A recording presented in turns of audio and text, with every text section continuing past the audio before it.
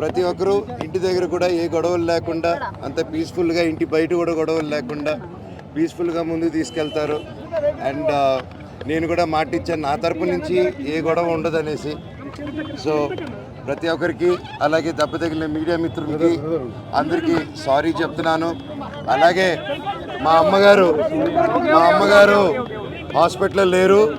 మా అమ్మగారు నా ఇంట్లో మా వైఫ్తోనూ నా పాపతోనూ జలపల్లి ఇంట్లోనే ఉన్నారు. ఇప్పుడే ఒక రిపోర్ట్ చూశాను, ఇంటర్వ్యూ. మా అమ్మ హాస్పిటల్లో అడ్మిట్ అయి ఉన్నారని చెప్పారు. దయచేసి నా పాపను వాడారు, నా వైఫ్ పేరు ఇంక్లూడ్ చేశారు, నా పాప పేరు ఇంక్లూడ్ చేశారు. ఇప్పుడు మా అమ్మను అడ్డు పెట్టుకొని హాస్పిటల్లో ఉన్నారని అబద్ధ ప్రచారాలు చేస్తూ అడ్మిట్ అయి ఉన్నారని కన్న తల్లి మీద ఇలా చేయకండి, మీకు దండం పెడతాను. మాట్లాడుకునేదానికి నేను ఎప్పుడు సిద్ధమే. Thank you. మనోజ్ గారు కొద్దిసేపటి క్రితమే సాయంత్రం వరకు సమస్య పరిష్కరిస్తామని చెప్పారు. దానిపైన మీరు ఏం చెప్తారు? విష్ణు మాట్లాడుతూ సాయంత్రం వరకు ఈ సమస్యను పరిష్కరించుకుంటామని చెప్పారు. దానిపైన మీరేమంటారు? అయితే మంచిదే కదండి, అందరికి మంచి జరిగితే మంచిదే కదా. ఊరోళ్ళందరికీ మంచి జరగాలి. తిరుపతిలో ఉన్న వాళ్ళకి పెడతారా ఈరోజు? అవునండి, అంటే ఉంది కదండి. వినయ్ గారు కూడా తిరుపతిలో వినయ్ గారు చేసే విషయాలు కొన్ని నచ్చట్లేదు నాకు. అవన్నీ కొంచెం సమాధానం చెప్పి, తిరుపతి చంద్రగిరి మండలంలో మీకు తెలిసేంత పేద ప్రజల్లో నాన్న అక్కడ ఎందుకు హైదరాబాద్లో, ఆ రోజుల్లోనే హైదరాబాద్లో పెట్టుండొచ్చు. ఆయన ఎందుకు తిరుపతిలో పెట్టాడు, ఆయన ఎందుకు చంద్రగిరిలో పెట్టాడంటే ఆయన సొంతూరు, అక్కడున్న జనాలు అభివృద్ధి చెందాలి, రాయలసీమలో అభివృద్ధి చెందాలి అనేసి ఆ మైండ్ సెట్ పెట్టి ఎంతో కష్టపడి ఇంత దూరం తీసుకొచ్చారు దాన్ని. ఈరోజు ఎవరో వచ్చేసి దాన్ని ఒక ఎడ్యుకేషనల్ బ్యాక్గ్రౌండ్ ఉందో లేదో కూడా తెలియదు, వచ్చి అలా చేయడం, ఒక పేద ప్రజల్ని ఒక మీట్ అవ్వకుండా చేయడం అంటే నాన్నగారి దగ్గరికి వెళ్ళలేకపోతున్నారు, ఆయన వరకు రీచ్ అవ్వట్లేదు. అది ఆయన తెలియపరచాలన్న నా తపనని ప్రయత్నాన్ని ఆపుతున్నారు.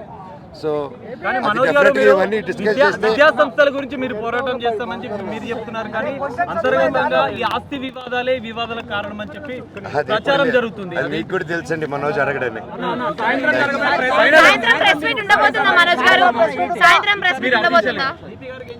తప్పకుండా అండి, కాకపోతే క్రౌడ్ గ్యాదరింగ్ ఉండకూడదు అన్నారు కొద్ది రోజులు.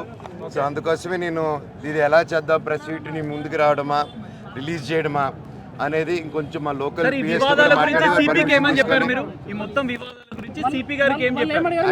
సిపి గారితో ఏం డిస్కస్ చేస్తే డిస్కస్ చేయకూడదండి. నేను అఫీషియల్ గా వాళ్ళు చెప్తేనే కరెక్ట్.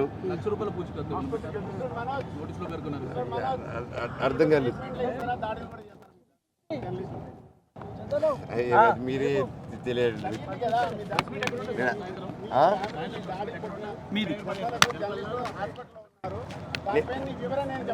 నేను ఇందాక మాట్లాడానండి, ఇప్పుడు మాట్లాడాను, మీకు వినిపించినట్లేదు, రికార్డ్ అయిందండి కెమెరాలో.